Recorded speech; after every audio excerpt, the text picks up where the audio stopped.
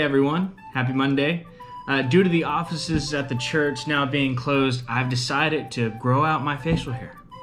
I've never seen it like that before, fully grown out, untrimmed, unkempt, but we're going to give it a try since I don't have a place to be every day that requires me to be groomed.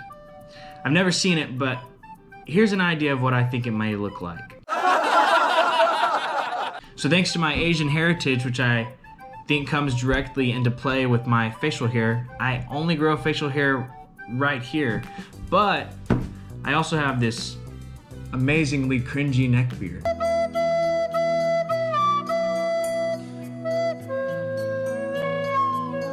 So stay tuned and we'll see what I look like in a month or two. Anyways, with that life update aside, let's go ahead and listen to our friend Terrie Fontenot and see what message she has for us today. Hello, Northway students. I miss you guys so much, seeing you guys on Sunday mornings, and can't wait until we're all back together again face to face. But for now, this is how we're going to roll with it. So I wanted to share some encouragement to you today from the book of 1 Timothy. But I want to start by asking you a question. Have you ever felt like people weren't taking you seriously, or maybe as serious as you'd like to be taken? I think young people have that problem a lot, particularly with adults, maybe sometimes even with other young people. And so I want to give you some encouragement today that comes straight out of the Bible. And it's from the book of 1 Timothy chapter 4. Before we go there, I want to give you a little background. The book of 1 Timothy is actually a letter that the Apostle Paul wrote to kind of one of his apprentices, if you will, named Timothy.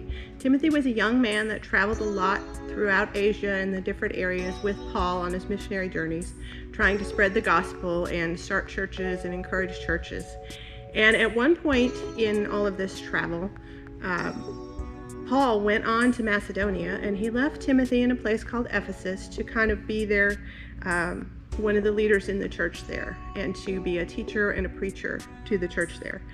And so Paul is in Macedonia. He's writing the book of 1 Timothy as a letter to Timothy to give him some instruction, to call attention to some things that he may be having to deal with in the church, but also to encourage him. And I think that perhaps Timothy might have had a problem with being taken seriously. We'll see in a minute why that is from our verse. But you have to kind of reflect on what the culture was back then.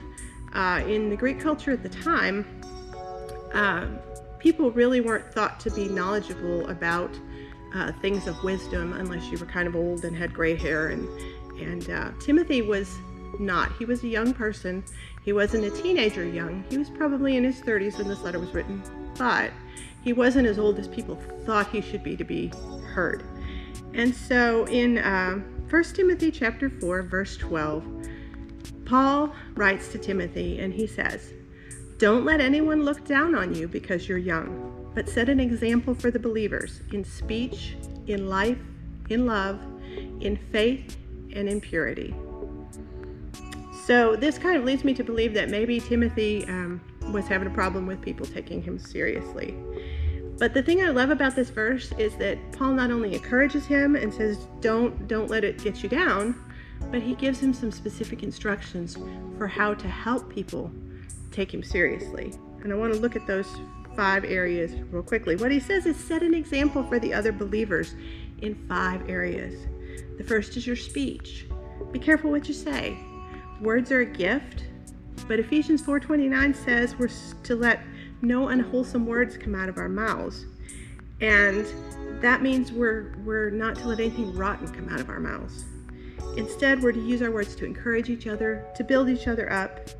If you want to be taken seriously, use your words to help and to encourage and to heal, not to hurt or to tear down or to gossip.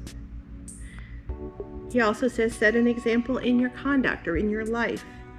Words are powerful, but actions speak louder than words. People will judge you by what you do more than anything else, especially in times of stress. So if you want people to listen to you and take you seriously, do what's pleasing to God and helpful to others, especially in times of trial. He says set an example in love. Now this is not the love in the movies kind of love.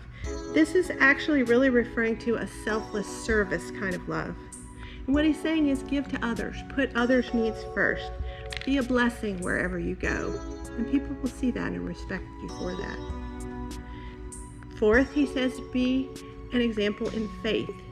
This isn't referring to just your belief in God, which should be strong, but rather to faithfulness and commitment. Do the things you're called to do day after day after day after day faithfully. Be the one people can count on. Let them know that if you say something, you're going to do it day after day after day the same way. And finally, he says, be an example in purity. Give others nothing to gossip about or doubt about you. When you do these things, they kind of put a shadow or a stain on your character. And if people are questioning your character, it makes them question the things that you say and the things that you do. And more importantly, the God that you serve and the God that you say you represent. So be pure where at all possible. So I want you to be encouraged by this and to take it to heart. And if you ever feel like you're not being taken seriously or people aren't listening to you, look at these 5 areas of your life and ask yourself, am I doing everything to set an example in these areas that I can? And then be consistent in doing that. And people will start to notice, and people will start to pay attention, and people will start to listen and to take you seriously. I want to close in prayer with you all, so if you just bow with me. Father, I thank you for our young people today. I thank you especially for the young people at Northway, and especially for my junior high girls group. And I just pray that you would encourage them, Lord. I know there are times when they may feel like no one is listening to them. And I just pray that you would remind them of the principles that are in your word, that show them how they can be heard, and above all, how they can get others to listen when they talk about you, Lord, and the God that they serve, and what a wonderful God he is. I pray you just encourage them and hold these truths in their heart. In your name I pray. Amen.